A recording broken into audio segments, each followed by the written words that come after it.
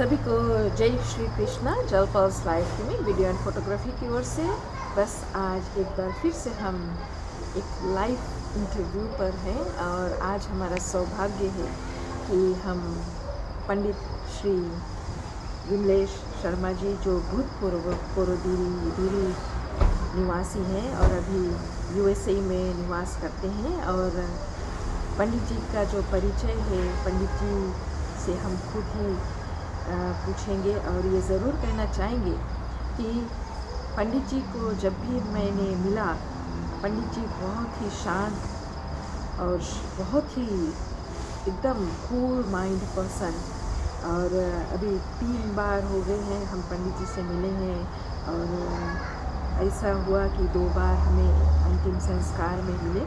तो पंडित जी से चलते हैं, कुछ उनसे बातें सीखते हैं, कुछ पूछते हैं, कुछ जानकारी हासिल करते हैं कि जो कभी कभी हम लोग इग्नोर कर देते हैं, जो छोटी छोटी जो बातें होती हैं अंतिम संस्कार को लेकर और पूजा पाठ को लेकर। इन्हीं सभी बातों के लिए आज हमने पंडित जी को अपने लाइव पेज पर लाया है, ताकि पंडित जी अपने जो मुखारबिन से बता सके कि क्या सच है, कैसे किया जाता है, कैसे पूजन किया जाता है, अंतिम संस्कार में क्या होता है। जो छोटी सी जो हम लाइव कवरेज करने जा रहे हैं। पंडित जी आपको राधे राधे, जय श्री कृष्णा। जय श्री कृष्णा, और जितने भी दर्शक हैं सभी को जय श्री कृष्णा जी।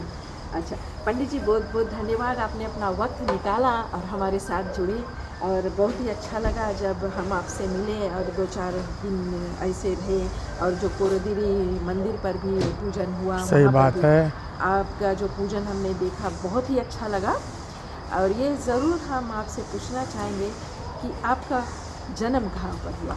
वैसे तो मेरा जो जन्म है वह बा में हुआ था जी। लेकिन जब हम बहुत छोटे थे फिर कोरोदीरी नसोरी में हम आ गए थे जी। फिर वहीं पर शिक्षा ग्रहण किया और फिर वहीं पर हमारा जो बालपन गुजरा। हाँ। और फिर उसके उपरांत में हम यूएसए अमेरिका हेवर्ड में चले गए। अच्छा।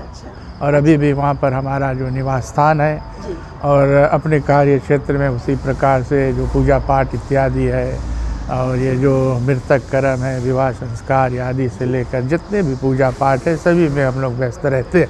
हाँ जी, ओके। पंडित जी आपको हमने देखा है कि आप अंतिम संस्कार में जो किया करते हो। अभी मैंने दूसरी बार जो एक अंतिम संस्कार में भाग लिया जिसके पंडित जी आप थे, तो आपने कहा कि मुख में पानी नहीं छोड़ना है, तो ये बिल्कुल सच है, लेकिन हम समझते हैं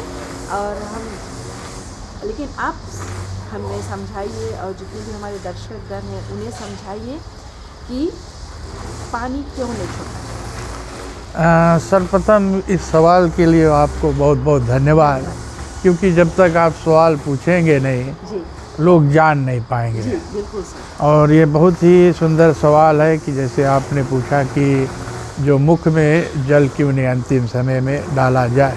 जी। देखिए, जब एक मनुष्य जीवित रहता है जी। उस समय तक उनके भीतर सभी जो इंद्रियां हैं सब काम करता है, और मृत्यु के उपरांत में ये सब इंद्रियां काम करना बंद कर देता है। जी। आप ज़्यादातर देखते हैं जब मनुष्य जीवित होता है यहाँ तक कि लोग उन्हें पूछते नहीं हैं, माता पिता होते हैं, भाई भाई होते हैं।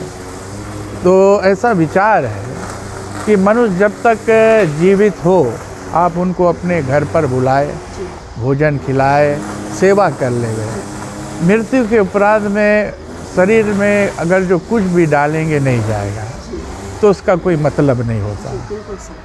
और अगर जो गरुड़ पुराण के माध्यम से आप देखेंगे तो गरुड़ पुराण में लिखा है कि सिर्फ तुलसी का जो दल है वह मुख में होना चाहिए, ना कि गंगा जल, क्योंकि गंगा जल भीतर नहीं जाता। आप ज़्यादातर देखें, आपने कई लाइव स्ट्रीमिंग किया होगा, जो जल है वो तो मुख के भीतर नहीं बाहर ही चला जाता है। कई ऐसे संतानें हैं जो जीते जी माता पिता की सेवा नहीं करते, मृत्यु के समय लंबी सी कतार बनाकर खड़े हो जाते हैं जल देने के लिए, तो उससे क्या मतलब है। तो इसी कारण से किसी ने कहा है, बोले नर्तन के चोले का पाना बच्चों का कोई खेल नहीं, जन्म जन्म के शुभ कर्मों का जब तक टूटा मेल नहीं, नर्तन पाने के लिए तू उत्तम कर्म कराया कर, प्रेमी भर के प्रेम से तू सद्गुरु ध्यान लगाया। तो इसी कारण से वेद शास्त्र हमारा आजकल जो धर्म है, क्या होता है कि कुछ कुछ ऐसे वस्तु है जिसको हम लोग लोकारिटी कहते हैं, ऐसे जुटा हुआ है। अगर जो आप वेद शास्त्र में उसके बारे में खोजने जाएंगे तो किसी जगह पर वो नहीं मिलेगा। तो इसी कारण से हम लोगों को वही करना चाहिए जो सिर्फ वेद शास्त्र बतलाता है, क्योंकि अभी का जो नौजवान पीढ़ी आने वाला है ये सवाल करेंगे ये क्यों किया जाता है, किस लिए किया जाता है। अगर जो आप उनके पास आपका आंसर नहीं होगा तो आप उनको क्या बतलाएंगे। तो इस प्रकार से जो नौजवान पीढ़ी है, यंग जनरेशन है, भटकने लगता है, विश्वास उठने लगता है, और यहाँ तक कई आप देखेंगे कि धर्म छोड़ने पर भी आ जाते हैं। तो जैसे जो ज्ञानी लोग होते हैं उन्हें चाहिए कि जहाँ हो सके जहाँ तक अपने धर्म है, क्योंकि सनातन का मतलब ही सरल है, और इस सरल धर्म को सरल ही रहना चाहिए और उसे बचाने का प्रयास करें। तो ऐसे ऐसे कई हमारे धर्म में कुछ तत्व जुटा हुआ है जिसको हमें समझना है, क्योंकि आपने गीता में भी, अगर जो गीता आप सुने होंगे, अंत में बतलाते हैं कि परिवर्तन ही संसार का नियम है। तो इसी कारण से हमें उसमें कुछ परिवर्तन लाना है, और ये छोटे छोटे परिवर्तन ही से हम शुरू कर सकते हैं। जी बिल्कुल सही।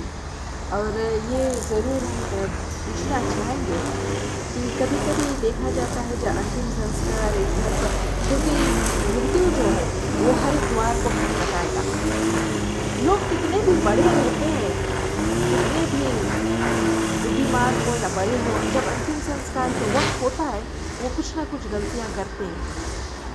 अभी हाल ही में हमने एक अंतिम संस्कार में भाग लिया जहाँ पर थोड़ा एज का पर्सन था, लेकिन वो डगमगा रहा था कि क्या करना आगे से। तो ये ज़रूर कहना चाहेंगे, अगर अंतिम संस्कार में जा रहे हो तो वहाँ ध्यान लगा कर देखिए कि पुरोहित जी क्या कर रहे हैं, क्रियाकर्ता क्या कर रहा है, तब तो सीखेंगे।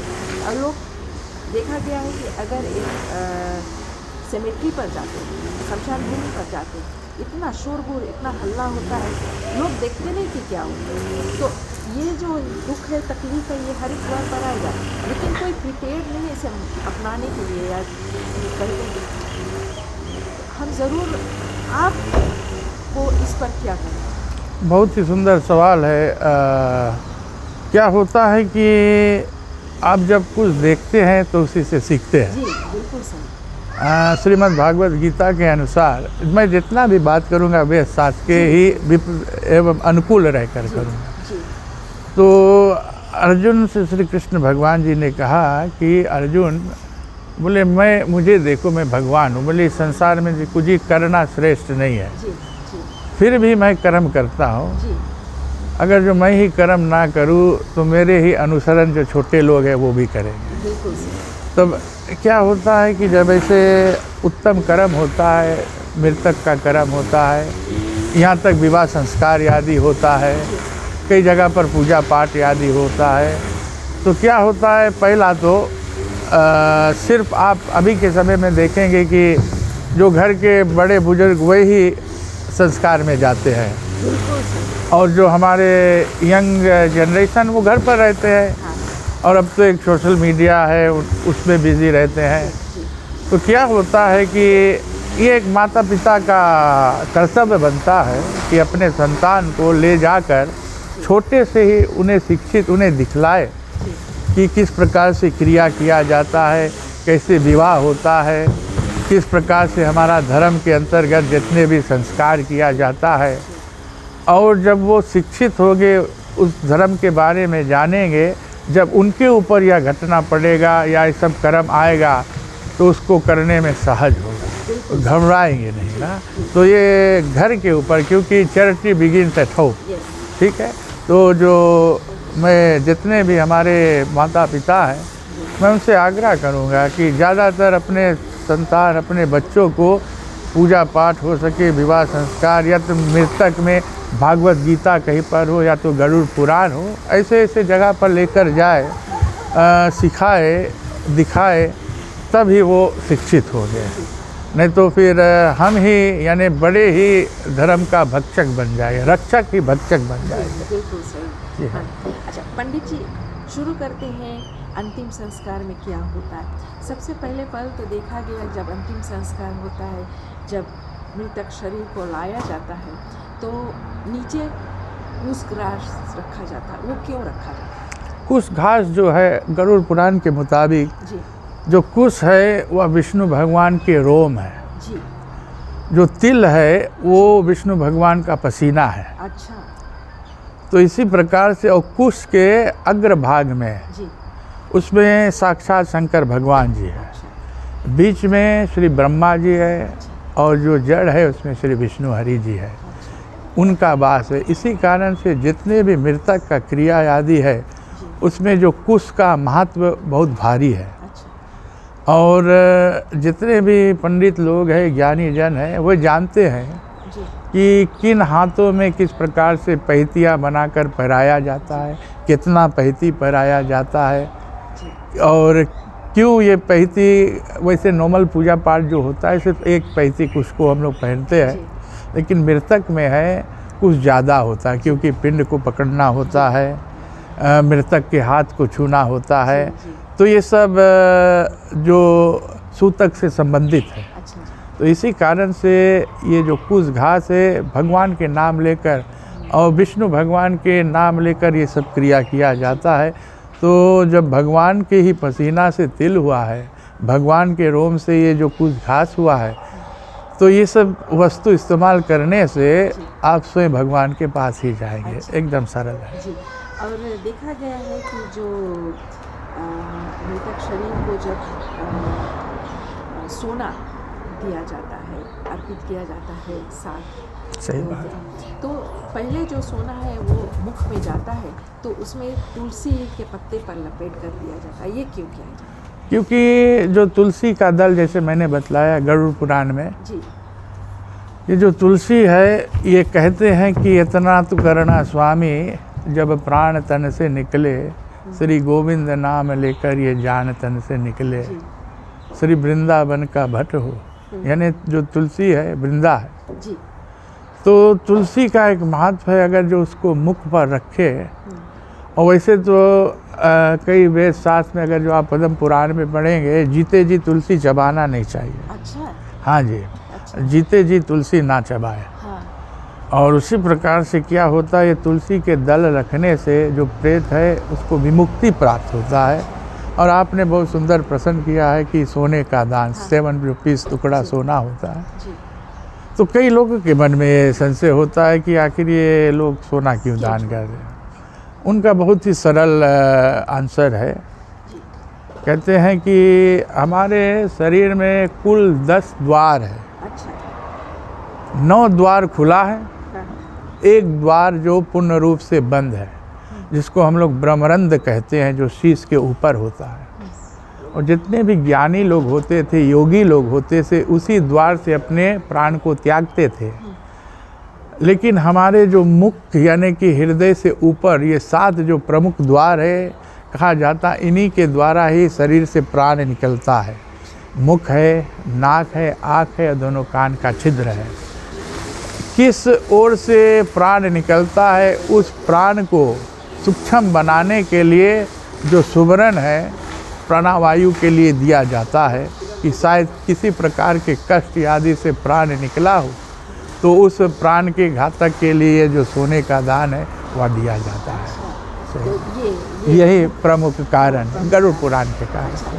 और आपने कहा गरुड़ पुराण और गीता में क्या डिफरेंस है? गरुड़ पुराण में देखिए, गरुड़ पुराण में कई लोग अभी डरा जाते हैं। अच्छा क्योंकि गरुड़ पुराण में कई लोग कहते हैं कि बहुत ज़्यादा दान इत्यादि का वर्णन है। लेकिन लोगों को समझना चाहिए कि जो हमारे मृतक का कर्म है, आजकल हम लोग सिर्फ 10 रोज़ बोलते हैं, या बरही बोलते हैं या तेरही बोलते हैं। लेकिन ये सब क्रिया क्यों किया जाता है, किस लिए किया जाता है, ये पिंड क्यों दान किया जाता है, पिंड का आकार क्यों ओवल होता है, किसको दिया जाता है, कितने दिन तक प्रेत रहता है। क्योंकि अभी समय में आप देखेंगे कि जैसे कोई मृत्यु को प्राप्त होता, हमारे कई ज्ञानी जन विप्रगण कई लोग कहते हैं कि इस दिवंगित आत्मा को नहीं, जब तक वो प्रेत आत्मा का सपिंडी श्राद्ध ना हो तब तक वो प्रेत आत्मा दिवंगित आत्मा नहीं होता है। तो इसी कारण से जो मलिन षोडशी, जिसको हम लोग दसगात्र कहते हैं, दसगात्र को मलिन षोडशी कहते हैं। फिर उसके ऊपर में मध्यम षोडशी आता है, मध्यम षोडशी के अनुसार उत्तम षोडशी आता है, और उत्तम षोडशी के बाद में ही सपिंडी श्राद्ध आता है।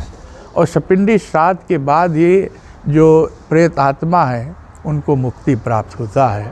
तो जब तक ये क्रिया नहीं होगा तो वो प्रेत में ही प्रवृत्त रहेगा। इसी कारण से तो हम लोग दाह क्रिया के उपरांत में किसके लिए तिल देते हैं, किसके लिए भोजन निकालते हैं। तो आपने जैसे पूछा कि गरुड़ पुराण और श्रीमद् भागवत गीता में अंतर क्या है, हम उसी पर आते हैं। तो गरुड़ पुराण में क्रिया बतलाया गया है कि किस प्रकार से हमें क्रिया करना चाहिए, ठीक है। और जो श्रीमद् भागवत गीता है, इसको श्रवण करने से मनुष्य के भीतर का जो मोह है वो जाता है। अगर जो आप देखेंगे, अर्जुन का कोई मरा नहीं था, अर्जुन का कोई मरा नहीं था, उन्हें मारना था। वो जीवितों को देखकर शोक में आ गए थे। तो श्री कृष्ण भगवान जी ने उन्हें ज्ञान दिया कि अर्जुन, जो ज्ञानी लोग हैं ना तो जीवितों का संशय करते हैं, ना मृत्यु लोगों का संशय करते हैं। तो जो मृत्यु के उपरांत में क्या होता है कि जब लोग इस संसार से बिछोड़ होता है तो उन्हें शोक होता है।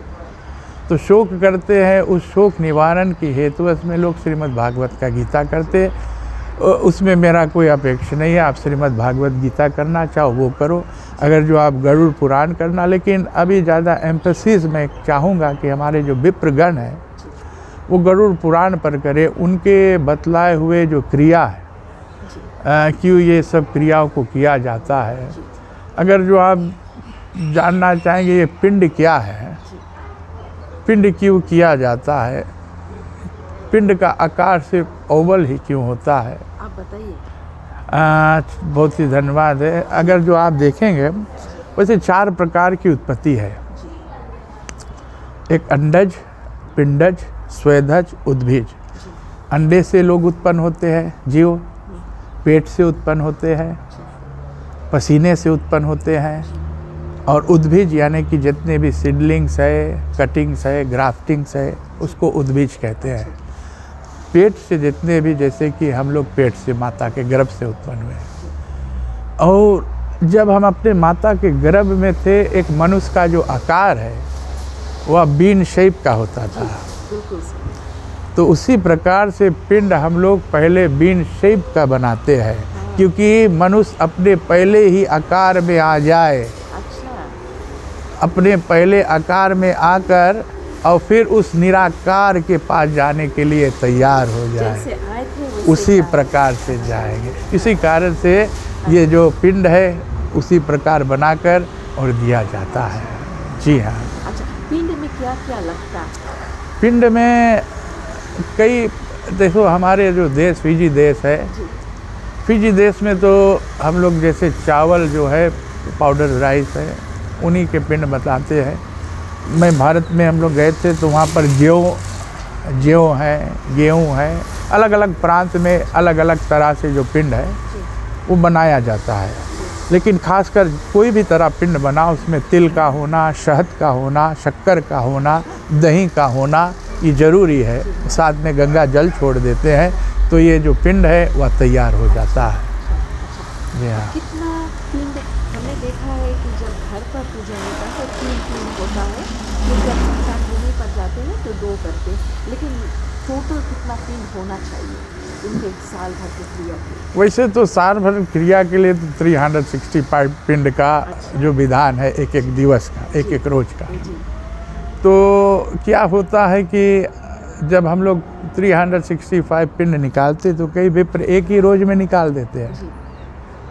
तो कैसे होता है कि जैसे कि एक व्यक्ति को एक रोज में भोजन खवा कर बैठाए देना, बोलना कि अब साल भर तुम्हें भोजन नहीं मिलेगा।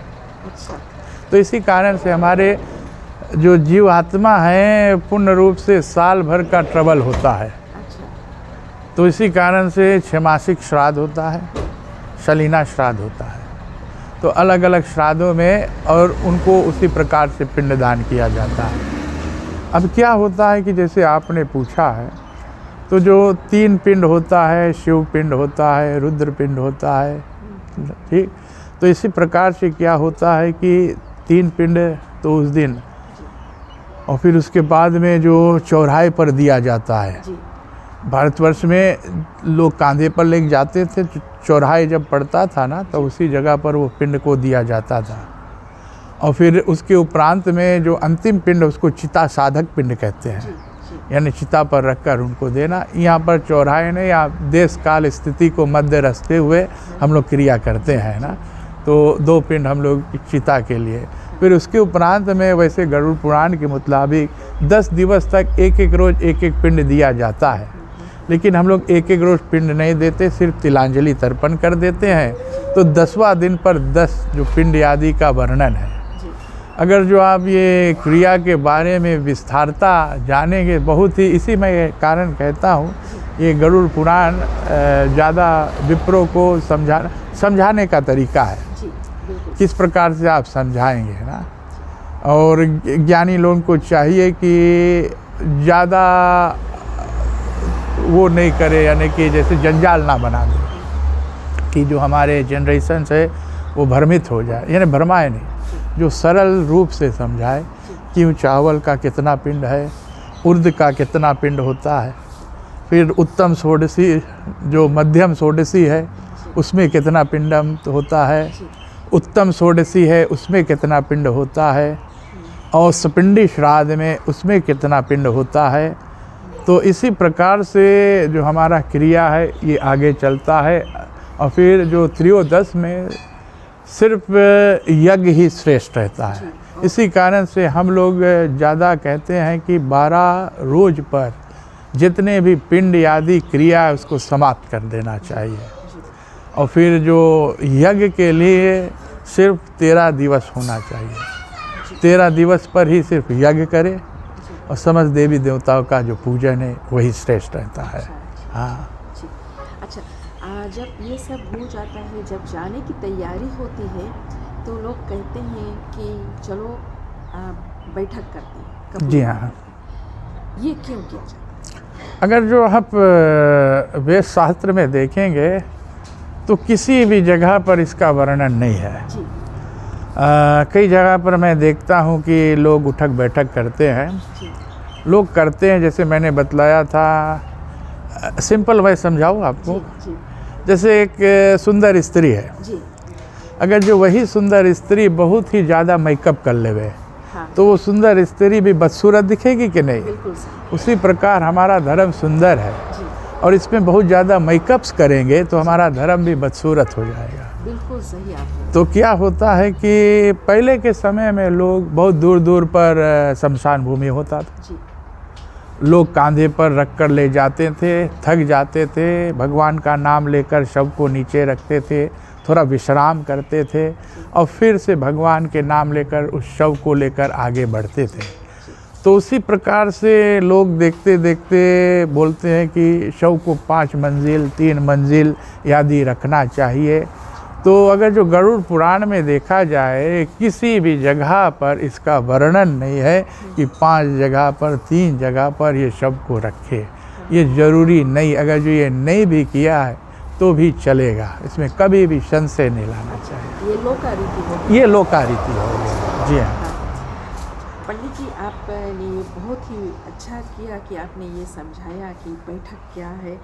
लेकिन लोग कहते हैं कि जो अगरबत्ती है वो बॉक्स पर रखते हैं, वो बॉक्स पर रखना चाहिए या चेयर पर? ये जैसे दीपक हो, जी। दीपक हो या अगरबत्ती हो, धूप हो, जी। ये तो ना, क्योंकि बॉक्स तो अभी बना है ना। जी जी। पहले तो तिथि पर ही जाता था, तो तिथि के ऊपर तो नहीं रखते थे अगरबत्ती ना। तो क्या होता है, जो दीप होता था वो शीश के लगे रखते थे, और जो धूप है वो पैर के लगे रखा जाता है। क्या बात है। तो अभी हम हाल ही में एक अंतिम संस्कार में थे, तो वहाँ पर पंडित जी ने एक बताया कि जो धूप है कॉफिन बॉक्स के ऊपर मत रखें। सही बात है। वो ऊपर से देखता है, तो वो किनारे रखना चाहिए। तो हम ज़रूर ये आपसे क्लियरेंस लेना चाहते थे, तो आपने बहुत ही अच्छे तरीके से बताया। कभी कभी देखा जाता है कि लोग अंतिम संस्कार के बाद लौट कर आते हैं तो आग बांधते हैं। सही बात है। क्यों? क्योंकि देखिए, बहुत सी सुंदर बात है। अभी पहले के समय में अभी भी लोग करते हैं जी और बहुत ही खूब अच्छी बात है। जी क्या होता है कि जब हम शमशान भूमि जाते हैं ना, जी वहाँ पर आग लगता है, जी, आग से धुआं उठता है। बिल्कुल सही। वो जो धुआं है हमारे शरीर को स्पर्श करता है, जी, तो शरीर को स्पर्श करता है तो शरीर दूषित हो जाता है, अच्छा। पसीना निकलता है, हाँ, और वो जो धुआं उस पसीने में मिलता है, इसी कारण से शरीर साफ रहना चाहिए ना। इसी कारण लोग सर्वप्रथम आकर अपने शरीर का स्नान करके शुद्ध होते थे। ये नहीं कि कोई भूत साथ में आ गया है, नहीं नहीं, वो सिर्फ क्या, क्योंकि आप नहीं जानते होंगे कि वो व्यक्ति किस प्रकार के बीमारी लेकर मरा है, कैसे मरा है। शरीर में दुर्गंध, कई ऐसे रसायन हैं जो अग्निदाह के समय निकलता है, धुएं में से जाकर हमारे शरीर पर लगता है। इसी कारण जब घर पर आते हैं, क्योंकि जल को पवित्र माना गया है, गंगा माँ माना गया है, तो जल को स्पर्श करके और फिर घर में जाते हैं और फिर स्नान आदि करते, सर्वप्रथम स्नान करते हैं। कई लोगों का मानता था, हम लोग भी बहुत छोटे थे तो जानना चाहते थे आखिर जैसे ही शमशान भूमि में आते क्यों हमें नहाना पड़ता था।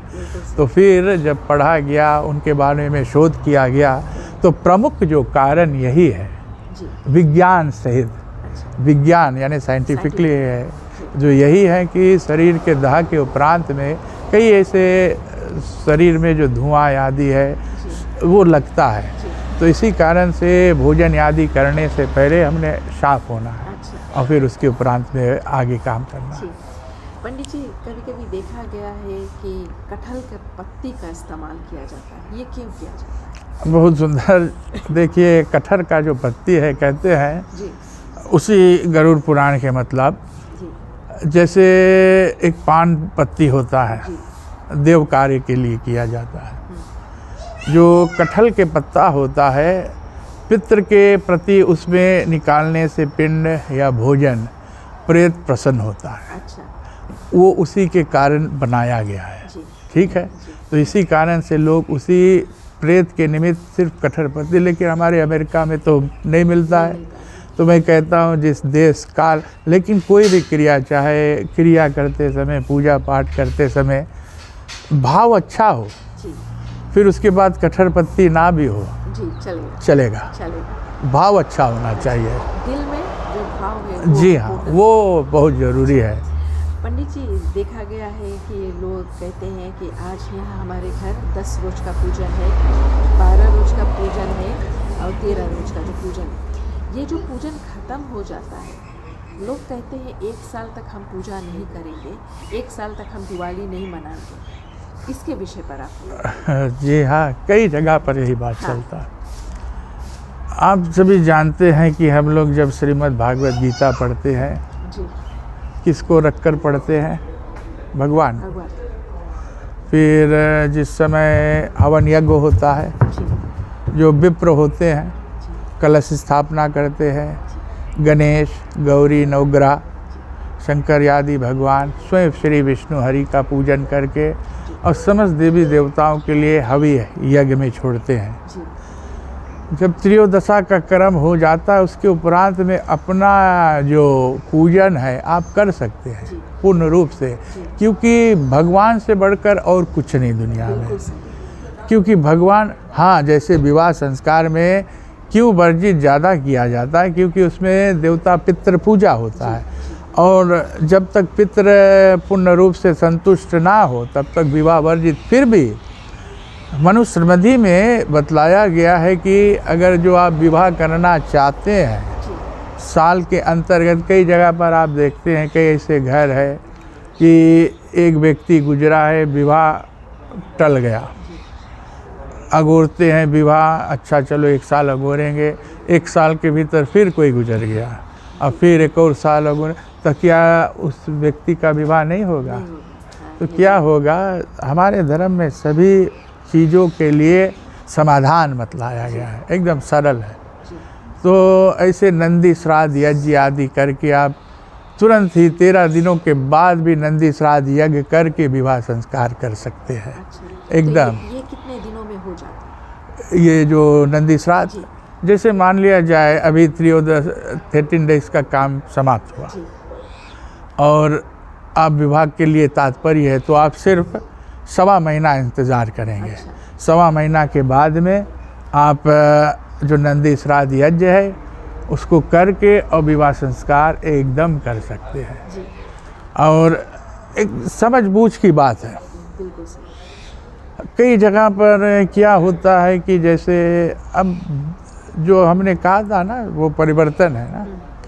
अगर जो आप देखेंगे विवाह संस्कार में तो आप जाते हैं, ऐसे ऐसे कई वाक्य लोग उच्चारण करते हैं, जैसे कन्यादान। मैं मृतक से कन्यादान पर चला गया। कन्यादान, लेकिन जो कन्यादान is not the right word. क्योंकि अवस्था होता है ना, एक जब पुत्री छोटी होती है, जब तक उनका जो मेंस्ट्रुअल ना शुरू हो, जो रजस्वाल जिसको कहते हैं, तब तक वो कन्या होती है। जब स्त्री उस पड़ाव को पार कर जाती है तो वह कुमारी अवस्था में हो जाती है। क्योंकि अब तो जो पुत्री होती है बड़ी हो जाती है, बेटियां, तब हम लोग उसका विवाह करते हैं। तो ये जो कन्यादान जो शब्द है आप वहाँ पर नहीं इस्तेमाल कर सकते, तो उस जगह पर पुत्री उत्तरदायित्व समर्पण इस्तेमाल करिए। समर्पण। हाँ, क्योंकि तुम्हारा जो उत्तरदायित्व था आज से तुम किसी के और हाथ में समर्पित करने जा रहे हो। तो फिर अब देखना, अब मान लिया जाए जिस दिन पुत्री का विवाह है, हमारे धर्म में जब स्त्री मानसिक धर्म में होती है तो पूजा पाठ आदि वर्जित है। अगर जो विवाह के दिन एक पुत्री ही मानसिक धर्म में चल दे, क्या उसका विवाह कर सकते हैं या नहीं? अब बात ये होता है, ये सोचने वाली बात है कि नहीं। तो इसी प्रकार से हमारे जितने भी धर्म के एक एक अक्षर साक्षात्कार मनुस्मृति में सबका वर्णन यानी उपाय बतलाया गया है कि कैसे कैसे कर कर आप विवाह कर सकते हैं। उसी प्रकार से ये जो मृतक में लोगों के जैसे 13 दिन हुआ, कोई और गुजर गया, विवाह नहीं हो रहा है, फिर 1 साल में और गुजर गया, तो नंदी श्राद्ध आप करके और ये जो यज्ञ शादी विवाह है ये पूर्ण रूप से कर सकते। मैंने कई करवाया है। कई करवाया है। और यहाँ तक कई लोग कहते हैं कि पुत्र ही आग दे सकता है। मैंने तो कई बेटियों को अपने पिता माता का क्रिया भी करवाया है, उसमें कोई संशय नहीं। गरुड़ पुराण की ही बात है, आप पूर्ण रूप से कर सकते हैं। हाँ, कोई रोक नहीं है। अच्छा, ये आपने जो नंदी श्राद्ध जो शब्द यूज़ किया, इसका आप थोड़ा सा। ये नंदी श्राद्ध जो है ये हमारे जो पीढ़ों के जो हमारे पिता माही, प्री पिता माही, वृद्ध पिता माही, माता माही, प्री माता माही, वृद्ध माता माही, ये हमारे जो माता के पक्ष के जितने भी पूर्वज और साथ में पिता के पक्ष के जितने भी पूर्वज हैं, उनको संतुष्ट करके उनका जो पूजन आदि अर्पण करके उनसे आज्ञा लेकर और हमें आशीर्वाद देवे, ताकि हमारा जो अमुक बेटा या बेटी का विवाह हम लोग करने जा रहे हैं, हे पितृदेव आप सहायक हो और अच्छी तरह से ये विवाह आदि संपन्न हो जाए। इसी को जो नंदी श्राद्ध यज्ञ उनका कुछ क्रिया इत्यादि होता है, पूजा पाठ होता है, सिंपल है, बहुत भारी भी नहीं है। जो विद्वान लोग हैं, कई हमारे फिजिम पंडित, कई ऐसे विद्वान जो पंडित आज भी है, ये सब करा सकते हैं। जी हाँ पंडित जी, आपने कहा कि जो बेटियां हैं वो अंतिम संस्कार, पहले के ज़माने में होता था कि बेटियां अंतिम संस्कार नहीं कराती हैं, बेटियां शमशान भूमि नहीं जाती हैं, लेकिन आजकल अगर किसी माता पिता के पास बेटियां ही हैं तो बेटियां कर सकती हैं। मैंने 2 या 3 जो कवरेज किया उसमें बेटियों ने अपना जो क्रिया किया अपने पिता के लेकर, सही बात। और पूरा पहले दिन से लेकर 13वीं तक, फिर 6वां महीना, फिर साल, ये सब कर सकती है, कोई भी रुकावट नहीं है। सही, जैसे मैंने कहा है जी बेटियों को पूर्ण रूप से अधिकार है कि कर सकती है, लेकिन आप देखते हैं कि क्यों एक लड़की को जैसे आग लगाने तक, आप जैसे जानते हैं कि स्त्रियों का मानसिक चलने लगता है, तो वे सोचती है कि जो मैं क्रिया में बैठ जाऊं और फिर ऐसा हो जाए तो कैसे क्रिया चलेगा। इसी कारण अगर जो लड़का है तो लड़का बैठ सकता है ना, और जो लड़की नहीं है, अगर जो आप एक स्त्री है, उनका जैसे बहन लोग है ना, अगर जो वो क्रिया शुरू किया और बीच में ऐसा कुछ हालत आ जाए, आप दूसरा बहन जो है वहाँ से कंटिन्यू कर सकते हैं, एकदम कोई चिंता, पूर्ण रूप से हो सकता है, कोई संशय नहीं है। तो जी ये हाँ। बहुत ही अच्छी बात आपने हाँ। बताई कि एक बेटी अगर बीच में रोक दी कि पूजा नहीं कर पाएगी, दूसरा बेटी वहाँ से कंटिन्यू कर सकती है। हाँ, केवल बाल नहीं छिला, जरूरी नहीं है कि बाल नहीं छिलाए। हाँ? अच्छा पंडित जी, क्यों बाल, नाखून, ये सब 10वां रोज पर अगर जो आप देखेंगे तो गरुड़ पुराण में जो कर्ता होता है, जो मृतक का कर्म करता है पुत्र, जी उनका जो बाल है उसे शेव किया जाता है। जी अभी आप अगर जो आप मैं फिजी के हाल बताऊं, जी उसी प्रकार से भारत में भी है। जी कई ऐसे प्रांत हैं जहाँ पर बाल छीला जाता है, कई ऐसे जगह पर बाल नहीं छीला जाता है। जी जैसे हमारे यहाँ पर जो वेस्टर्न में आप जाएंगे जी तो वहाँ पर पहला रोज बाल नहीं छीलते हैं, जिस दिन अंतिम संस्कार 10 वो जब 10 गात पर ही बाल छीलते हैं। और इधर हमारा जो सुबह सेंट्रल आदि है, यहाँ पर जिस दिन क्रिया पर बैठते हैं उस दिन बाल छील दिया जाता है।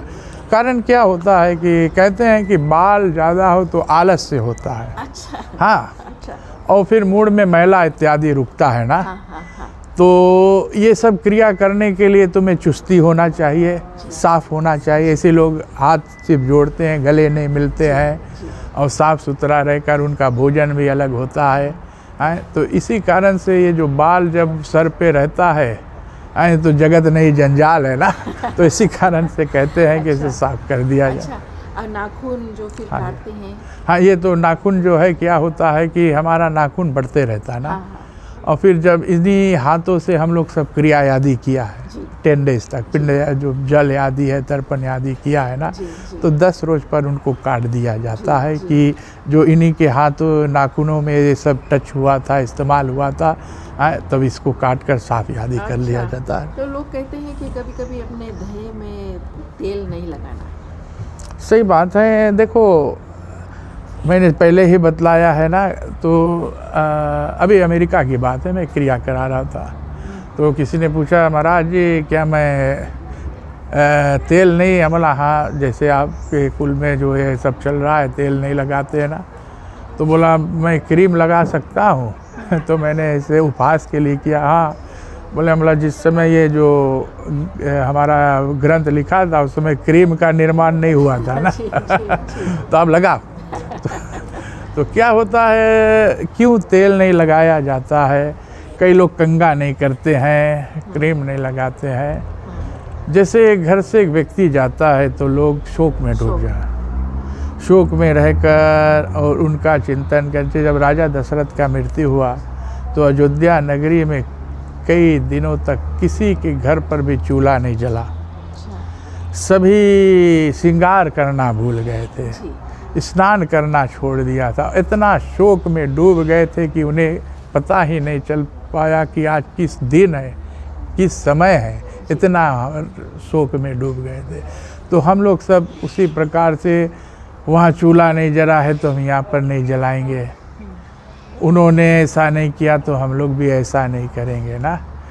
तो इसी कारण से क्या होता है कि उनको देखकर, उनको सीखकर हम लोग ये सब करते आए हैं। लेकिन अब आधुनिक समय में और देश काल परिस्थिति को मध्य रखते हुए श्रीमद् भागवत गीता के ज्ञान को अर्जित करते हुए परिवर्तन को जीवन में लाना है, ज़रूर लाना है। और समझे ये क्यों किया जाता है, अगर जो इसको हम लोग ना करेंगे क्या होगा, अगर जो इसको कर दिया उसका फल स्वरूप क्या होगा। तो वैसे तो धर्म सरल है, इसी कारण से क्षमा अर्चना भी लिखा गया। जितने भी आप पूजा पाठ होंगे क्षमा है ना, क्षमा सबसे भारी वस्तु है। तो अगर किसी के द्वार पर एक ऐसा घटना घट जाती है तो वहाँ पर चूल्हा बुझ जाता है, एंड हमारे ग्रंथ में वो नहीं लिखा। देखो, वो शोक मनाने के लिए अगर जो आप गरुड़ पुराण देखेंगे, जिस दिन क्रिया होती, पहले जिस समय ये ग्रंथ लिखा लकड़ी का चूल्हा यूज़ किया जाता था, गैस स्टोव नहीं यूज़ किया जाता, करसिन स्टोव नहीं किया जाता था, उस समय निर्माण ही नहीं हुआ था ना, उस समय लकड़ी का चूल्हा था। जिस दिन जो दाह क्रिया होता था, क्योंकि वहाँ पर जिस दिन मरते थे उसके सेकंड डे या उसी दिन क्रिया कर देते थे ना, तो क्या होता है कि उस चूल्हे का जो अग्नि है उसको एक मटके में रख कर वो आरती के साथ में लिए जाते थे। वो भारत में अभी भी चलता है, हाँ, गगरी में वो अग्नि लेकर जाते थे और वो खरब अग्नि उसी में प्रज्वलित करके और उसी से जो चिता का जो कार्य है वो करते थे। तो उस दिन जो चूल्हा आदि है उस दिन बुझता था। अच्छा, हाँ जी, क्योंकि वहाँ से अग्नि वो जाते थे, क्योंकि उस दिन से जो अग्नि में सूतक है वो सूतक लग जाता था। हाँ जी, जिसको सूतक या पातक आप दो चीज़ कह सकते हैं। अच्छा पंडित जी, आप हमें ये बताइए कि जो आपने सूतक कहा, तो एक्लिप्स के लेकर होता है सूतक, हम जानते हैं कि 16 एक्लिप्स। जी हाँ, जी हाँ। तो वो डिफरेंस है जो मरगी में हम कहते हैं हमारे घर पर सूतक है, या एक बच्चा हो जब घर में जन्म लेता है तो भी कहते हैं कि सूतक है। ये हमें बताइए कि व्हाट इज़ द डिफरेंस कि एक फ्यूनरल वाला घर और एक जहाँ पर खुशियाँ मनाई जा रही बच्चे के पैदा होने पर, इसके क्या एक सूतक कहा जाता है और एक कहा जाता है कि हम लोग सूतक कहता है कि जब बच्चा पैदा होता है। सही बात है। हाँ, जिस घर में बच्चा पैदा हो उसके घर में सूतक होता है जी, और मर्गी वाले घर पर हम लोग पातक कहते हैं। जी, ठीक है जी। और जो मर्गी के पातक से ज़्यादा व्यावसायिक यानी कि जो स्ट्रॉन्ग सूतक है। अच्छा। और ये सूतक पहले लागू होता था। हाँ, क्योंकि घर पर बच्चा होता था, जी, घर पर बच्चा पैदा होता था तो दाई माँ क्या करती थे, जो माता के अम्बिलिकल कोड है ना, उनको ले जाकर पीछे गाड़ती थी आंगन में। तो जब तक वो समाप्त नहीं होता था ना, तब तक उस इतने दिन तक सूतक होता था। बच्चे को नहीं लगता, क्योंकि जब माता के बच्चा जब देती थी तो उनके शरीर से कुछ दिन तक कई ऐसे रसायन निकलता था और कई ऐसे वो खून आदि से, तो उनको साफ करने के लिए, और फिर एक माता है इतने दिन इतना कष्ट से पीड़ा से संतान देती है, तो उनको घर में रखा जाता था, विश्राम किया जाता था, मंदिर आदि से वर्जित किया कि आप विश्राम करो, और उसी जगह पर बच्चा जो है उसको तुरंत ही आप मंदिर ले जा सकते हो। अच्छा। हाँ जी, हाँ। और वो जो माता है उन्हें यानी कि जब तक, लेकिन अगर जो आप देखेंगे अभी के समय जो ये सूतक आदि अगर जो देखा जाए, अस्पताल में बच्चा पैदा होता है, ठीक है, परिवर्तन हो गया कि नहीं, अस्पताल में बच्चा पैदा होता है। कई ऐसे हमारे जो हिंदू भाई बहन हैं वो अस्पताल में ही काम करते हैं, तो इस प्रकार से वो तो जीवन भर ही सूतक में रहते हैं ना। तो क्या होता है, वही मैं बतलाया है कि स्नान मात्र से ही मनुष्य का जो सूतक है वो समाप्त हो जाता है। कभी कभी लोग कहते हैं कि वहाँ पर एक बच्चा पैदा हुआ है और घर पर सूतक है तो हम नहीं जाएंगे 1.25 महीना तक, 5 हफ्ते तक, तो ये सच है या? देखो क्या होता है कि अगर जो देखा जाए तो जैसे घर पर जैसे किसी के, मैंने जैसे पहले ही बतलाया ना कि अगर जो घर पर बच्चा पैदा हो, जी घर पर, जी अस्पताल में नहीं, घर पर, हाँ तो आप उस घर पर ना जाए। अच्छा हाँ, अगर जो वही जगह पर अस्पताल में पैदा हुआ है तो घर में कुछ सू तक नहीं लगता। अच्छा हाँ जी, एकदम सरल है। हाँ हाँ। अच्छा अच्छा। ये जो क्रिया लोग करते हैं, कमिंग बैक टू द क्रिया में भोजन निकलता है, पानी निकलता है, चाय है, सब कुछ निकलता है, ये ज़रूरी है? देखो, जितने भी हम लोग क्रिया आदि करते हैं जी उस प्रेत के लिए करते हैं ना, जी और कुछ ना कुछ भोजन दिया जाता है। अच्छा, हाँ, लेकिन ज़रूरी नहीं है कि ढेर सारे। हाँ, अच्छा जो प्रमुख भोजन है, जी आप 2-4 भोजन है प्रेत को दे देवे। जी हाँ, जी जीवन भर तो उसने खाया, हम लोग जानते हैं। उन्होंने अभी के समय, अरे मेरे पिताजी ये खाता था, हमारे पिताजी ये खाता था, ये खाता था, और जब तक पिताजी जीवित था तो पुत्र दूर भागता था। अब मरने के उपरांत में, अरे हमारा पिताजी ये खाता था, ये पीता था, ये तो क्यों, क्या फ़ायदा।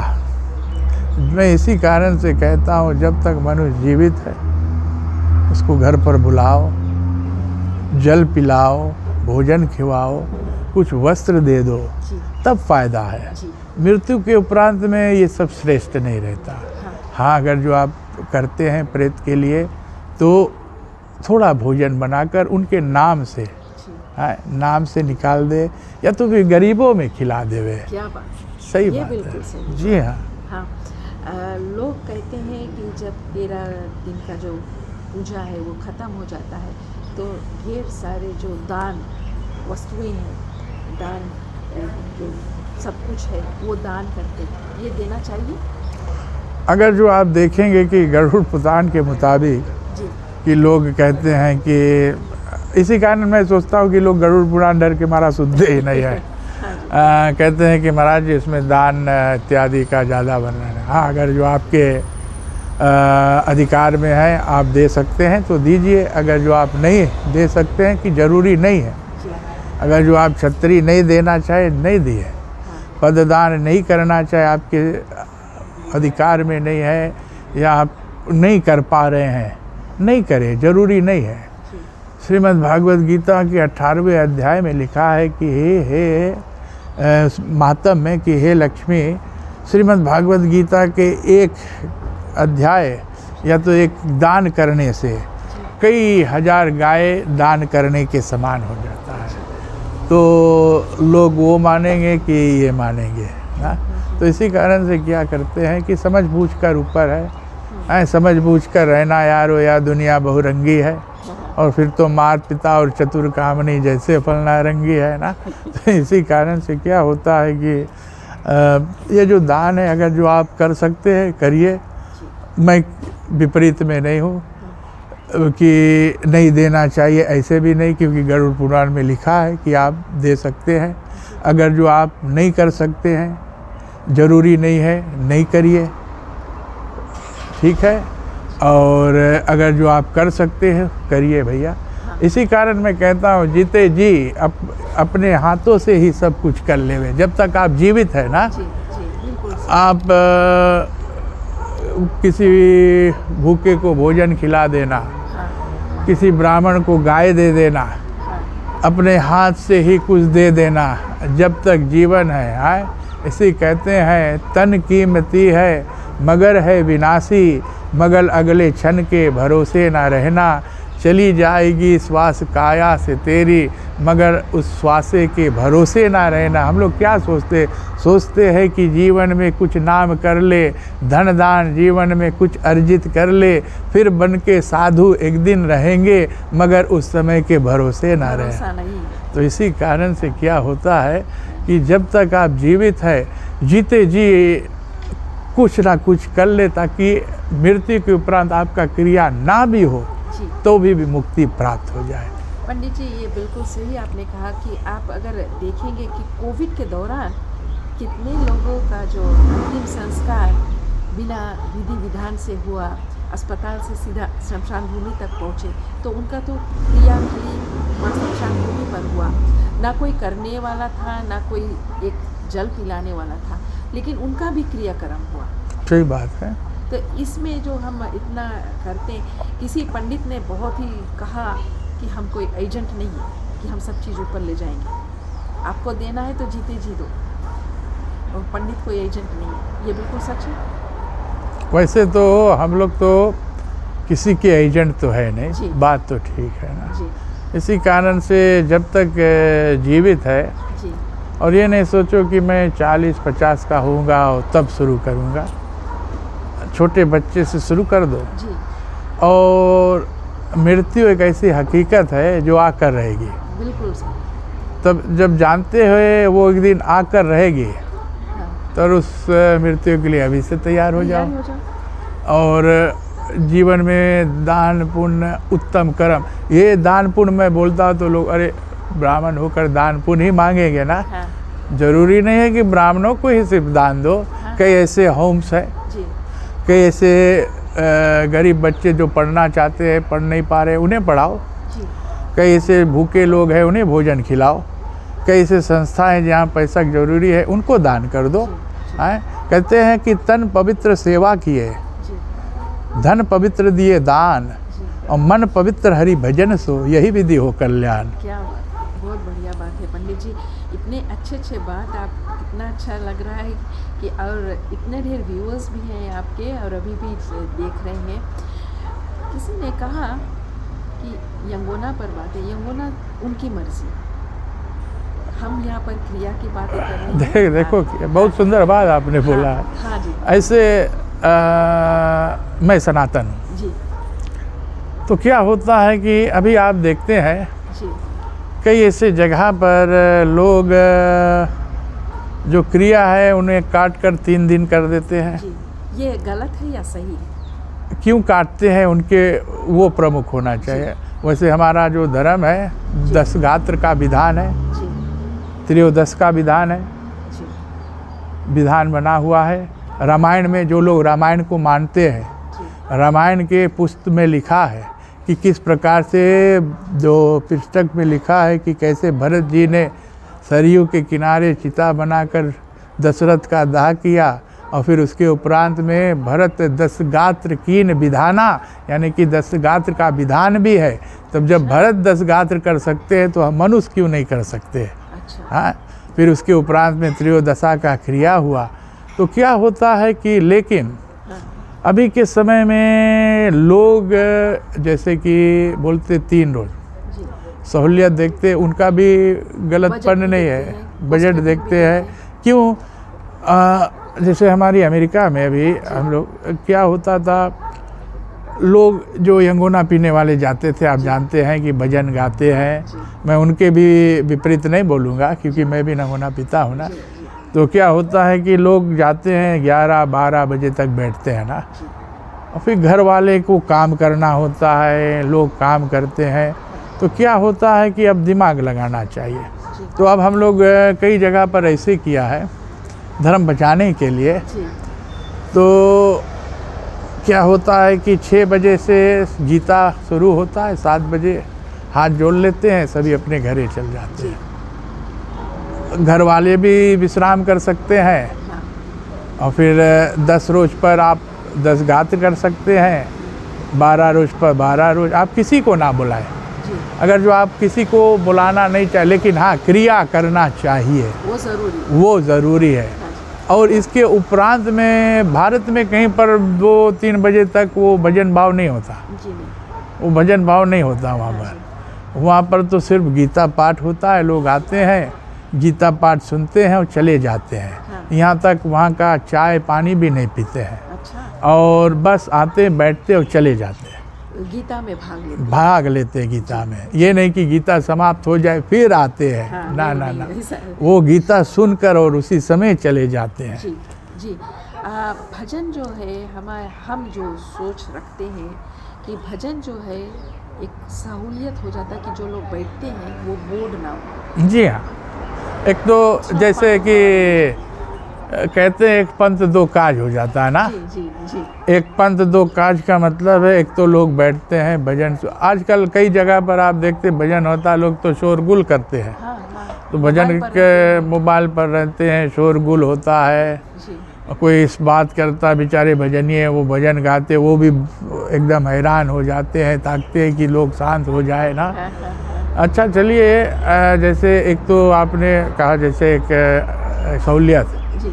और दूसरा एक चीज़ क्या होता है कि उस दिवंगी जो पितृ प्रेत आत्मा होता है, उस प्रेत आत्मा के लिए अच्छा चलो कुछ भगवान का नाम ही है और वो नाम उनके लिए समर्पित हो जाता है। हाँ, लेकिन उस भाव से लिया जाए तो हाँ। जो संकीर्तन आदि है मृत्यु के उपरांत लोग करते हैं, भजन भाव करते हैं, ये सब जो कर्म हम लोग करते हैं ये किसके लिए किया जाता है? उस प्रेत आत्मा के लिए, ताकि जब वो परमात्मा के आगे खड़ा हो तो वो कह सके कि हमारे परिवार वालों ने देखो, या हमारे लिए गीता किया था उसका पुण्य है, भजन भाव किया था उसका पुण्य है, भोजन करवाया था उसका पुण्य है, परमात्मा ने उन्होंने नहीं रखा, सब हमें देकर भेजा है। अच्छा। ये सब किया जाता है। तब ये कहा जाता है कि जब पंडित जी लोग जब मंत्र बोलते हैं तो हम जितना पुण्य वहाँ पर बैठकर करते हैं वो सब उसको प्रेत आत्मा को दे देते हैं। जी। अच्छा, बहुत आपने बहुत अच्छी तरीके से समझाया, लेकिन इससे थोड़ा सा मुड़ते हैं और जो पितृपक्ष होता है उस पर बातें करते हैं। पितृपक्ष जो है कभी कभी लोग उसमें पूजन करते हैं, वो पूरा 15 दिन के लिए करते हैं, कोई 3 दिन के लिए करता है, क्या सही है? देखिए, जो पितृ श्राद्ध है, हाँ। पितृ श्राद्ध का एक समय होता है। जी। जो पितृ श्राद्ध होता है, अगर जो आप श्रीमद् भागवत गीता को सुन रहे होंगे जी। तो श्री कृष्ण भगवान गीता में 10वें अध्याय में अर्जुन ने पूछा कि हे प्रभु, आपकी ये अलौकिक जो सृष्टि है और आप कहाँ कहाँ वास करते हैं, आपको कैसे हम लोग जान सकते हैं? तो भगवान ने कहा, देखो अर्जुन, आप मुझे कहाँ कहाँ ढूंढेंगे? जैसे एक धागे में मणि पुरोए कर एक माला तैयार किया जाता है, ये संसार मुझ में गुथा हुआ है। उसी प्रकार से जैसे नदियों में गंगा, देवताओं में इंद्र, ऋषियों में नारद, अग्नि में जो तेज है, सूर्य में जो प्रकाश है, चंद्रमा में जो शीतल है, उसी प्रकार से पितरों में अरिमा नामक पितृ मैं ही हूँ। पितरों के प्रति जो कुछ किया जाता है वो मुझे ही प्राप्त होता है। तो इसी कारण से पितृपक्ष में अपने जो एंसेस्ट्रीज के लिए हम लोग कुछ ना कुछ करते हैं, ताकि हम लोगों के घर में सुख शांति बनी रहे। अगर जो आप, ये बहुत ज़रूरी है, ये पितृ यानी कि सभी धर्म में करते हैं। ये सिर्फ हमारा हिंदुस्तान ये है सनातन धर्म, ये नहीं। अगर जो आप चाइनीज़ धर्म में देखेंगे, वे उसी समय सितंबर का समय जब पितृपक्ष आता है, उसी समय वो भी जाकर अपने एंसेस्टर्स के लिए करते हैं। जो मैक्सिकन होते हैं वो करते हैं, यहाँ तक गोरे लोग होते हैं, अक्टूबर में जिस समय हेलोवीन आता है वे अपने एंसेस्टर्स का पूजा करते हैं। तो हम सनातन क्यों पीछे रह जाए? यहाँ तक जो मुस्लिम होते हैं वो भी अपने जो पितृ के लिए, अपने जो पूर्वज है उनके लिए जाकर, और जो शमशान है वहाँ पर नमाज आदि अदा करते हैं। तो हम सनातन ही क्यों रह जाए? हम लोग क्या करते हैं, डर के मारा बंद कर देते हैं, सब कुछ पूजा पाठ बंद हो जाता है ना, प्रेत आएगा, भूत आएगा, ये पहले के थिंकिंग था। हाँ, तो कुछ अगर जो आप कुछ नहीं कर सकते तो क्या होता है कि पितरों के नाम से भोजन आदि लेकर भोजन बना ना सके तो कुछ सौदा पानी ले जाकर ऑर्फनेज हाउस जो है, अनाथ आश्रम है, ओल्ड पीपल होम है, ऐसे ऐसे जगह पर वो दान कर देवे, पितृ तुम्हें आशीर्वाद देंगे। कुछ करिए। कबीरदास जी कहते हैं, कहे कबीर कुछ उद्यम कीजिए, यानी कि कुछ अच्छा करते रहो। बिल्कुल सही। तो देखा जाता है कि कभी कभी जो जल देते हैं और जो भोजन भी बना कर देते हैं, तो वो उनके ऊपर निर्भर होता है कि क्या वो करना चाहते हैं। ज़रूरी नहीं है कि एकदम सभी चीज़ भोजन करे, कई लोग विधि से करते अपना, जैसे जिसकी जैसी रही भावना, हरि मुहूर्त तहाँ देखी तैसी ना, जिसकी जिस प्रकार से भावना है भगवान उसी प्रकार से मिलते हैं। अगर जो आप कर सकते हैं तो कई लोग हैं तिलांजलि तर्पण करते हैं, तिल को तर्पित करते हैं। कई लोग भोजन निकालते अपने एंसेस्टर्स के लिए, कई लोग हवन यज्ञ करते हैं, कई लोग ब्राह्मणों को दान करते हैं, कई लोग भूखों को भोजन खिलाते हैं। भारतवर्ष में उसी दिन गया में जाकर श्राद्ध भी करते हैं और ऐसे ऐसे क्रिया बतलाया गया। ये सब अपने पितरों के लिए, क्योंकि पितरों का आशीर्वाद होना बहुत ज़रूरी है। यानी कि कहते हैं कुछ करनी कुछ कर्म गति, कुछ पूर्वज के भाग, और जम्बू बोले या गति अब क्या तुम बोलो का। बिल्कुल सही। तो ये जो पितृपक्ष है ये हमारे एंसेस्टर्स से लेकर होते हैं। अगर एंसेस्टर्स जो है हमारे वो पितृलोक से निकल कर या जो भगवान के द्वार पर वहाँ पर उन के धाम में मिल गए तो भी करना ज़रूरी है। इसीलिए तो मैं कहता हूँ पितरों में अरमा नामक पितर मैं ही हूँ। अच्छा, भगवान ही तो है पितरड़ा।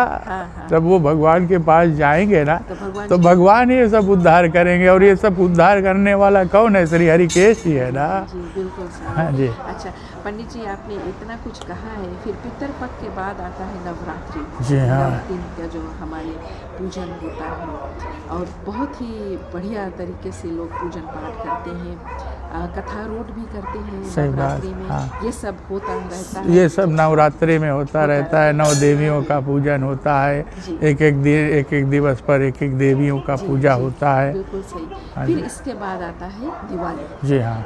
इस साल दिवाली किस तारीख को है? इस साल सन 2024 को 31 अक्टूबर का दिवस है दीपावली के लिए। अमावस्या किस तारीख? जी हाँ। देखिए इस पर भी कई जगह पर विवाद हो जाता है ना।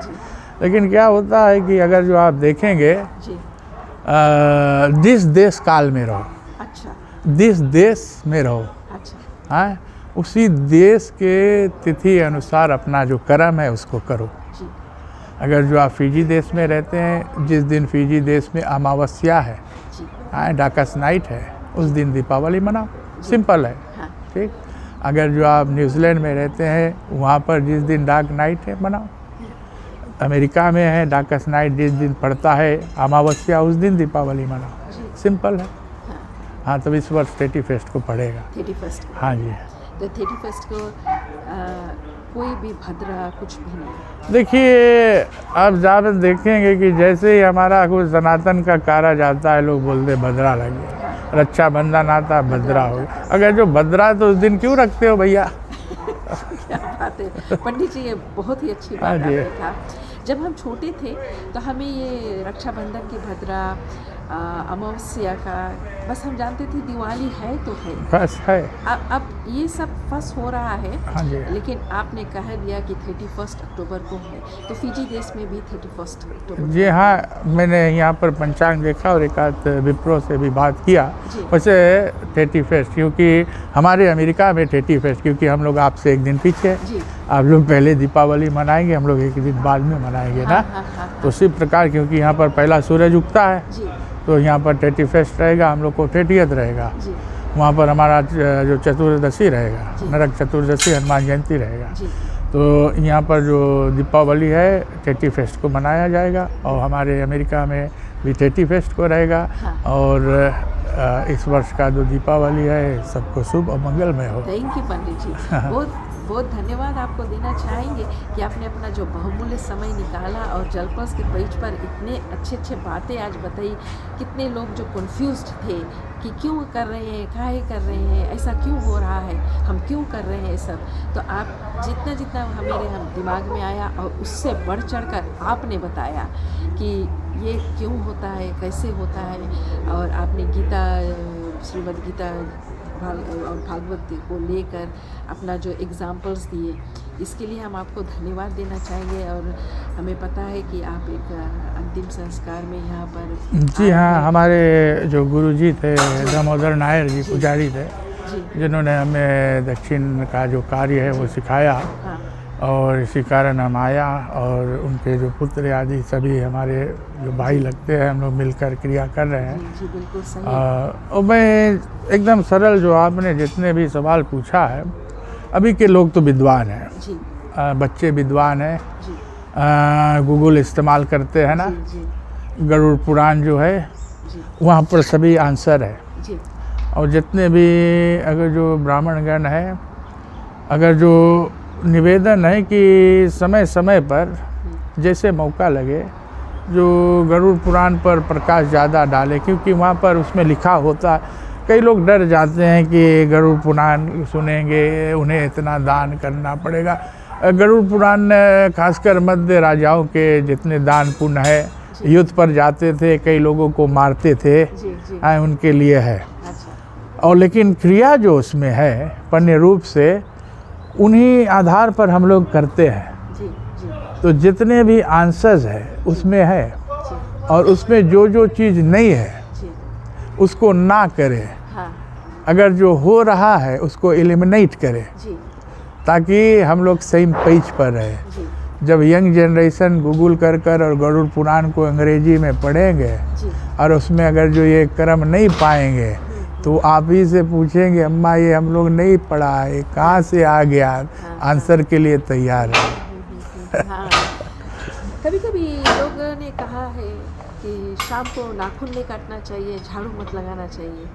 सही बात है। देखिए झाड़ू नाखून, हाँ जैसे नाखून है, नाखून हड्डी है ना, जी जी और शाम को समय लक्ष्मी आती है। जी जी लक्ष्मी माता जिस समय आती है उस समय घर में दीपक जलाया जाता है, घर का दरवाज़ा खुला रखते हैं ताकि जो माता लक्ष्मी है अंदर प्रवेश करे, जी घर में दरिद्रता ना आवे। जी नाखून को दांत से काटना या संध्या के समय काटना दरिद्रता को आवाहन देना, निमंत्रण देना। और झाड़ू को मारने से क्या होता है कि लक्ष्मी जाती है और लक्ष्मी के बहन जो कुलक्षणी है वो घर में प्रवेश करती है। इसी कारण से ये विधान बतलाया गया है। कई ऐसे हमारे जो बुजुर्ग हैं जी ऐसे ऐसे बात बतलाए गए, अगर जो बुक में भी ना मिले लेकिन आप अपने बैठकर आप सोचेंगे कि लॉजिक है, यानी कि कुछ कारण तो है इसके पीछे। जी हाँ, अपने दिमाग से, कि बुद्धिमान है ना, जी जी क्योंकि हम लोग इंसान तो ये देखिए, अब इंसान की बात आई, दो रकम के कुत्ता है, एक पालतू और दूसरा फालतू। अच्छा जी पालतू कुत्ता है, अगर जो आप उसे रोटी देंगे ना जी वो पूँछ हिलाएगा, रोटी वहीं पर तोड़ेगा, दोनों गोड़ पर खड़ा होकर आपको धन्यवाद देगा, क्योंकि दिमाग है उनके पास, वो जानता है ये नीति का रोटी है। जी और जो फालतू कुत्ता है वो रोटी चुराएगा अच्छा और पूँछ हिलाएगा नहीं, दबाएगा, और वही नहीं चार घर छोड़कर जाकर खाएगा। हाँ वो जानता है ये चोरी का रोटी। जब एक जानवर समझ जाता है कि ये अच्छा है ये बुरा है, तो हम एक मनुष्य होकर ये क्यों नहीं जान पाते इसे करना चाहिए या इसे नहीं करना चाहिए। बिल्कुल सही, बिल्कुल सही। कभी कभी लोग से थोड़ा सा हटकर बातें करते हैं मुद्दा के लेकर। कभी कभी देखा गया है कि माता पिता रास्ते पर पैसे मांगते हैं, रहने का ठिकाना नहीं है, बच्चे हैं उनके पास, बच्चे उन्हें सपोर्ट नहीं करते। तो हम ज़रूर ये कहना चाहेंगे अपने जितने भी जलपल्स परिवार हैं कि छोटे से बच्चों को अच्छी शिक्षा, अच्छी शिक्षा दे, अच्छे संस्कार दें, ताकि वो आपके लाठी बुढ़ापे का जो सहारा है लाठी बनकर रहें। कभी कभी माता पिता कहते हैं हमारे बच्चे हैं लेकिन हमें सपोर्ट नहीं करते। सही बात है, लेकिन क्या होता है कई माता पिता है उन्हें अच्छी संस्कार देते हैं, जी लेकिन क्या होता है कि कभी काल एक संगत होता है जी और फिर उसके उपरांत में विवाह आदि होता है, आप तो सभी जानते हैं ना। जी फिर ऐसे विचार, ऐसे समय में पुत्र या पुत्री में ऐसे ऐसे विचार आ जाता है। जी लेकिन जो संतान है उन्हें विचार करना चाहिए कि आपने जैसे किया उसके लिए आप तैयार रहें, whatever goes on comes on। कम से कम। तो इसी कारण से आपने अपने माता का तिरस्कार किया है, पिता का तिरस्कार किया है, वो तुम्हारे, क्योंकि अर्जुन ने बतलाया, बोले कृष्ण ने बोला अर्जुन आपने कहा, बोले आप जन्म से पहले मालूम कहाँ थे? हाँ बोले माता गर्भ में था। अच्छा ठीक, मृत्यु के बाद में बोले प्रभु कोई नरक है कोई स्वर्ग बताए, हाँ पता नहीं कहाँ जाएंगे। हाँ तो बोले हकीकत क्या है? तो बोले यही जब अभी चल रहा है। हाँ, जब यही चल रहा है तो तैयार रहे, जो कुछ पाप पुण्य किया यहीं पर भोगना पड़ेगा। तुमने माता पिता का तिरस्कार यहाँ पर किया है तो इसका भी भुगतान इसी जगह पर करना पड़ेगा। तो इसी कारण से मैं ज़रूर कहूँगा जितने भी पुत्र हैं पुत्रियाँ हैं, हो सके, क्योंकि मातृ देवो भवा पितृ देवो भवा, मंदिर जाकर कितनों पूजा कर ले, जो भगवान घर में माता पिता है उनका आदर नहीं किया तो फिर पूजा से भगवान भी मंदिर से हट जाता है। तो इसी कारण से उनका आदर करे, उनका पूजन करे, तब ही तुम्हें सुख शांति मिलेगा। अगर जो उनका आदर नहीं किया, उनका सत्कार नहीं किया तो मंदिर जाए तीर्थ नहाए क्या भया है। इसी कारण से पहले अपने जीवों का यानी जीते जी भगवान का पूजन कर ले, और जो भगवान एक मुहूर्त में है तो उसके पास जाए। हाँ, जो जीवित भगवान है उसको तो पूछते नहीं, जो भगवान मंदिर में बैठा है, पत्थर में बैठा है, जो हम लोग कारीगर बनाते हैं उनमें बैठा, उनको जाकर नमस्कार करते। लेकिन एक घर पर बैठा भगवान भूखा है, भोजन नहीं खाया है बेचारा बाप माई, और जाकर उनको भोजन, भगवान भी बोलते हैं ऐसा पूजन मैं स्वीकार नहीं करूँगा। एक और आखिरी सवाल, कभी कभी देखा जाता है जो दामाद होते अपने सास ससुर का देखभाल करते हैं, वो उनके घर पर रहते हैं और बच्चे की तरह, बेटे की तरह वो देखभाल करते हैं, सब कुछ करते, लेकिन जब उनका देहांत हो जाता है तो लोग कहते हैं दामाद नहीं सकेगा। ये तो गलत हो गया। जब जीवित था तो दामाद ही ने भोजन खिलाया, दामाद ही ने उनका देखभाल किया, पुत्री ने उनको उठाया बैठाया। तो मैं तो कहता हूँ पहला अधिकार उन्हीं का होना चाहिए जी। वही कर सकता, कोई पाप नहीं लगेगा। कोई पाप ये जो कर्जा में जाएगा ये वो सब नहीं, कुछ नहीं। अगर उस जगह पर बेटा आकर अपना अधिकार जमाए, उसी जगह पर उस बेटे को बाय बाय टाटा कर देना चाहिए। जी नहीं, दामाद जी ने देखभाल किया था, यही करेंगे या तो बेटी करेगी। हाँ, जीते जी तुमने नहीं देखा, मरे पर आकर क्या करना। इसी कारण कहते हैं जीते हैं जिंदा, जीते जी लकड़ी डंडा, हाँ। मरने पर गंगा गंगा। क्या बात है। नहीं, अभी इस दौर पर अगर देखा जाए तो जो बेटे हैं अच्छे जो नौकरी करते हैं और बहुएं हैं वो भी नौकरी करते हैं, तो अपने माता पिता को ले जाकर अपने बहन के घर पर रख देते हैं, छोड़ देते हैं कि बहन देखेगी, हफ्ता में एक रोज हम लोग जाए के देख के आ जाए। तो ये तो गलत हुआ ना कि आप अगर नौकरी अच्छा करते हो तो ऐसी कुछ व्यवस्था कर दें कि आपके माता पिता आप ही के द्वार पर रहें, और आप ही अगर आप बिन बोले उन्हें एक गिलास पानी भी दे दिया तो वो दुआएं देंगे दिल से, ये नहीं कि चिल्लाते रह जाए कि कोई पानी दे दो, कोई पानी दे दो, जो उन्हें पूछता भी नहीं ना। तो ये सब होता है आजकल के जो युवा पीढ़ी है, आजकल के जो ये सेंचुरी जो चल रहा है, तो लोग ऐसे ही करते हैं कि कहाँ सुविधा मिला ले जाकर माता पिता को रख दिए, कुछ पैसा दे दिए, हफ्ता में 1 बार 2 बार जाकर के दिए। एकदम सरल उनके आंसर है, जितने जैसे आपने बहुएं बतलाया ना। एक बात हमेशा याद रखना, सास भी कभी बहू थी। ये बिल्कुल सही है जी। तो आप भी तैयार रहे, हाँ। जिस दिन आपका संतान आपको ले जाकर इसी प्रकार से छोड़ेगा, हाँ। तब उस समय बहुत देर हो जाएगा चिंता करने के लिए। तो इसी समय है, अगर जो आप कुछ सुधार लें अभी से, बिगड़ा नहीं है। हाँ। अपने माता पिता है, अपने सास ससुर है, हाँ। और उसी प्रकार कई जगह पर क्या होता है समझ के ऊपर, कई माता पिता भी ज़्यादा जाति करते हैं, पतो सास पतो, और कई जगह पर पतो लोग भी जाति करते हैं। तो मैं सभी के लिए कहता हूँ सभी सुधर जाए। हाँ। पहले हम आप सुधरे, हाँ। फिर सबका सुधार करें। हाँ। तो इसी कारण से मिलजुल कर और रहे ताकि आगे चलकर दुख ना आए। बिल्कुल सही। तो इतने सारे बात आपने समझाया और बारीकी से समझाया। क्वेश्चन एक और भी आता है ये सबसे हटकर कि अभी जब अभी कहीं पर जो पूजा हो रहा है और कितने मंदिर में माता की पूजा हो रही है, तो हमने देखा है कि जो पुरुष वर्ग के लोग हैं वो मंदिर में ज़्यादातर माता की पूजन करते हैं, क्यों नहीं स्त्रियां भी अपनी इज़्ज़त करते हैं? कर सकते हैं। भारतवर्ष में तो सभी पूजा करती है, मंदिर में जाते हैं। अगर जो आप वेस्टर्न भी जाएंगे तो स्त्रियां कलशा भी उठाती है। अलग अलग मंदिर है, अलग अलग उनका नियम है।